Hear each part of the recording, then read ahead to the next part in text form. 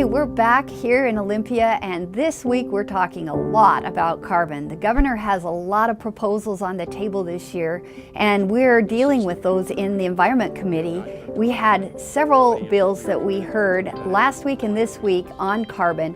One of the proposals was on the renewable fuel standards, another proposal coming next week for zero emissions on our vehicles, and another one on carbon tax. And I don't know exactly how we're going to handle this, but I just wanted to clarify some facts about carbon. It's been a while since we've been in school, and since the topic is CO2, let's see if some of the governor's proposals have any chance of actually helping the environment reduce carbon emissions.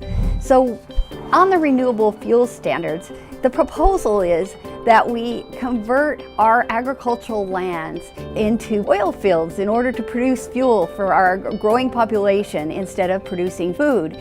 So that fuel that we are building in our agricultural lands will then go into our gas tanks, and it will burn in our internal combustion engines. So what is burning when you look at carbon?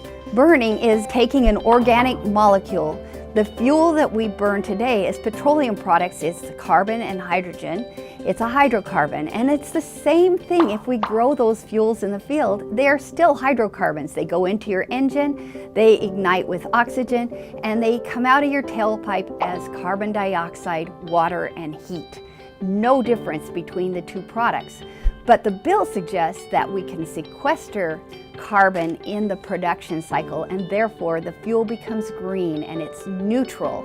But the fact is that we already sequester carbon. We have all kinds of agricultural products growing year in, year out on those fields. But more importantly, I think that we are not measuring the carbon sequestration potential of our urban forests and our green space landscapes in this beautiful city of Seattle, where that is one of the primary assets of living in that city, is that lovely forested environment.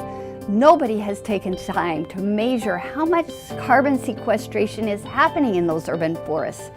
It's about photosynthesis. I know it's a complex topic, but the trees, they take in carbon dioxide and sunlight, and they use that energy to make sugars, which is their food and our food, and it also creates oxygen for the air. They actually reverse the process of carbon dioxide in the air. If we manage our urban forests, and we do a good job of that and actually measure the carbon sequestration, we will have a better outcome in policy, because those policies then focus on positive things. 1/3 of the state's land is covered in forest.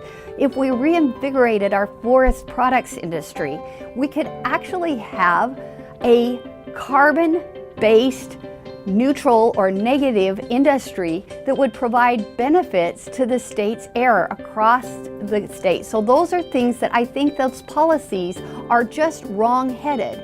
Instead of punishing people for our regular daily life, we could increase people's productivity, their prosperity, by creating a lovely, better, healthy environment by managing our forest lands.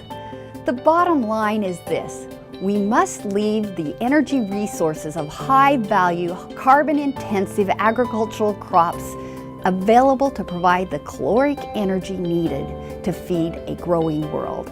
Thank you so much for watching, and I'll see you next time.